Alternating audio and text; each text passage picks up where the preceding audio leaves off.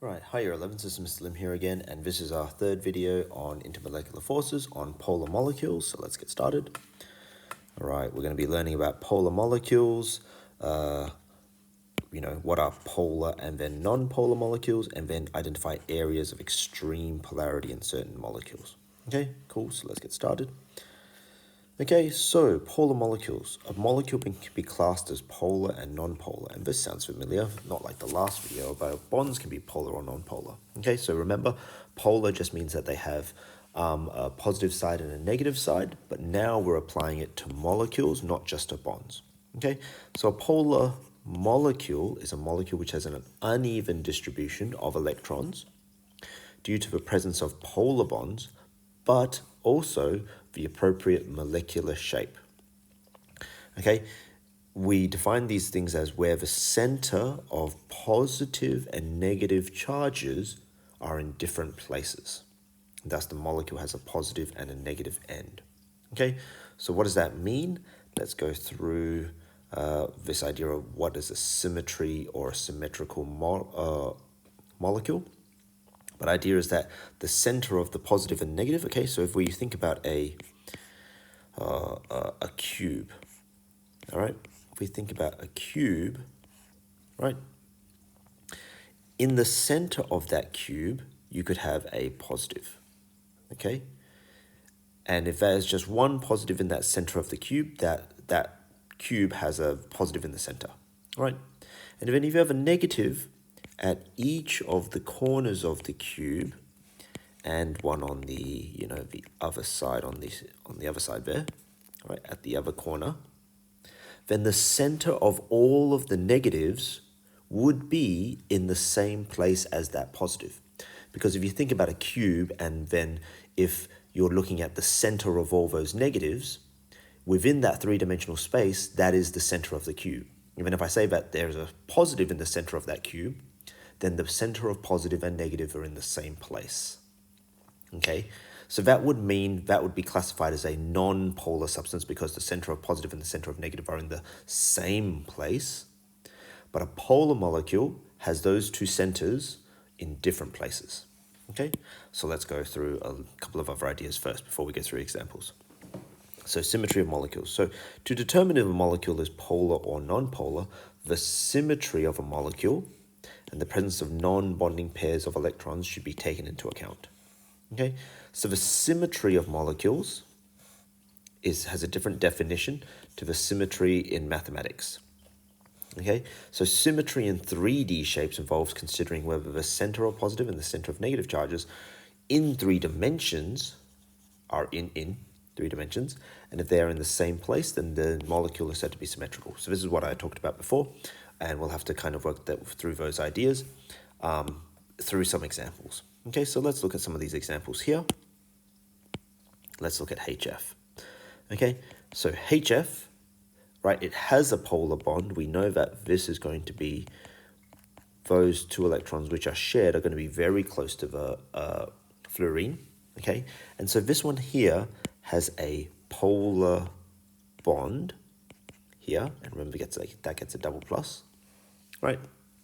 That's a very polar molecule because the center of the positives is over here on this side, and sorry, the center of the negatives is over here on this side, and the center of the positives here is over here on that side there.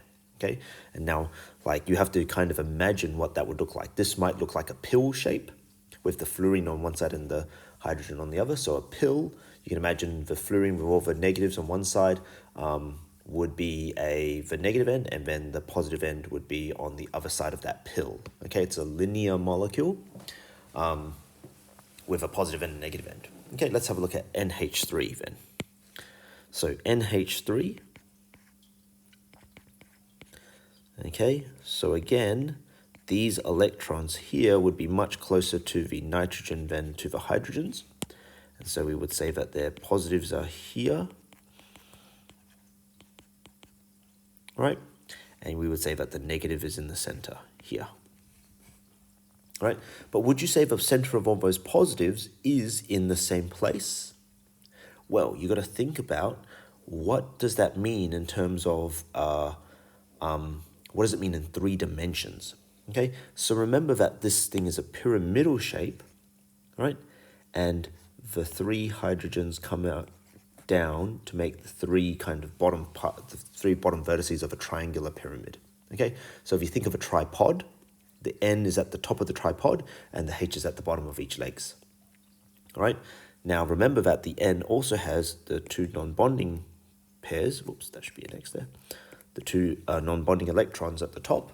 All right, and so if we say that, well, okay, here is the center of the negative, the center of the positives here,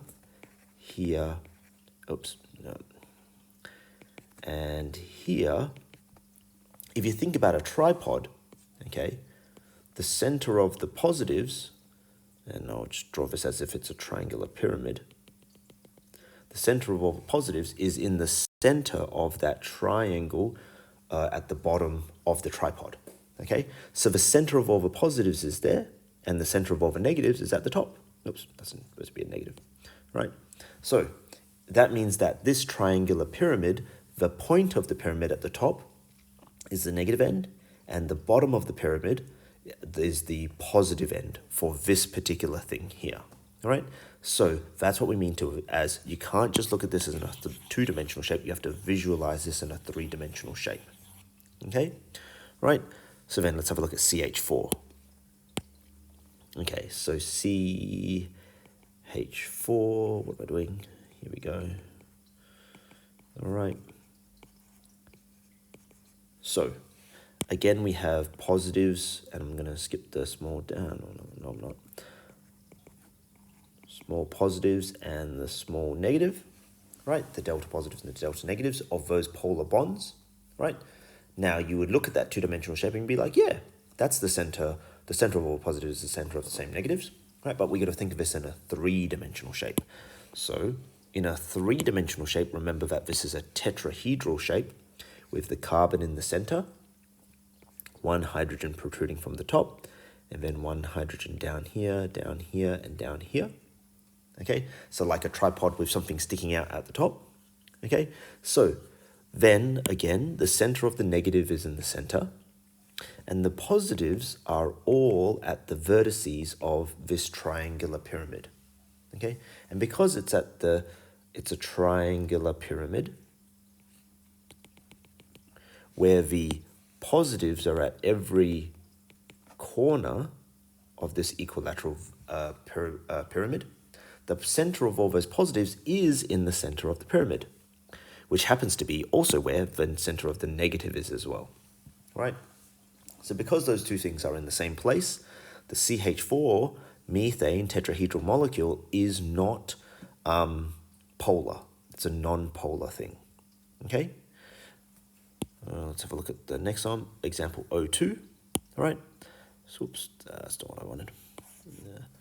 So the O2, again, double bonded to each other. Okay, here we go. All right. Non-polar bond. Okay, so this is a non-polar bond because we have 2 atoms here which are identical, and so therefore they're pulling on equally as much, and so therefore they're not going to have a polar bond. And if you have no polar bond, if there's only one of them, it's not even going to be a polar molecule. This again would be the pill shape, but there's no positive and negative end, and so therefore it's going to be a non-polar molecule.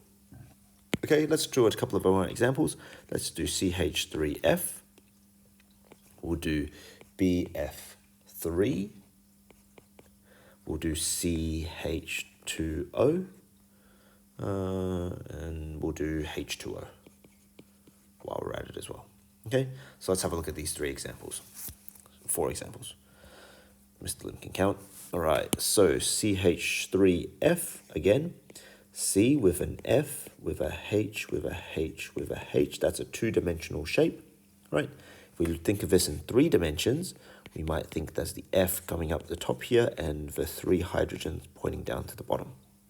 Now, remembering that the F is actually very electronegative, and therefore it's more electronegative than the carbon, this particular bond here is going to look like that, with the negative towards the top and the positive towards the center.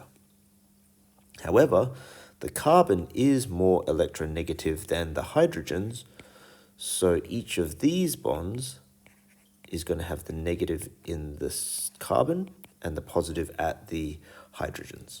Okay? So where's the center of all positives and where's the center of all the negatives? Okay? If we think of this again as a triangular pyramid, an equilateral triangular pyramid with something sticking out the top, here we have all the negatives, negative here, here, and here. Here we have all the positives. Oops, that's not even a positive. Here we have all the positives. So the positives, I would say, would be somewhere in the center of the pyramid, and the center of the negatives would be somewhere in this space here. All right, so because these two are the centers of the positive and negative, and they are in separate places, this is a polar molecule. So not all tetrahedral substances are non-polar. It depends on the composition of the things. All right, tricky thing here would be, imagine if you were to say that, okay, let's change one of these hydrogens to a fluorine. Would that cancel itself, everything out? Okay, so this becomes delta negative, this becomes delta positive, all right? And then what you might choose to think of it here is like two bent molecules, or I can just like to redraw this, okay?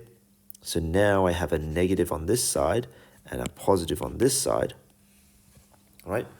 The positives now would be found on this face of the pyramid, and that would be the location of the positive charge, okay? That would be the location of the positive charge, because you've got all the positives clustered on one side, right? And so the center of positives would be somewhere in that space there, right? The center of negatives would be somewhere in the middle, in between the F's here, in that region of space there, all right? So the idea is that even if you were to replace one of the hydrogens with a fluorine, you would still have a polar molecule if it was CH2F2. All right, you'd still have a polar molecule. All right, and it becomes only nonpolar when you replace all the hydrogens with fluorines, and then that would become nonpolar again. Okay, let's try CH2O. Okay, so CH2O, here is the thing. Okay, what shape is this? Well, it's got three regions of negative space, 1, 2, 3. Remember that the double bond counts as one region of negative space. How many non-bonding pairs? 0. So this is going to be, if you remember from your shapes, this is going to be trigonal planar. Okay, so trigonal planar means that it's just a flat triangle like this, right? And then you can imagine it as a triangle here, okay?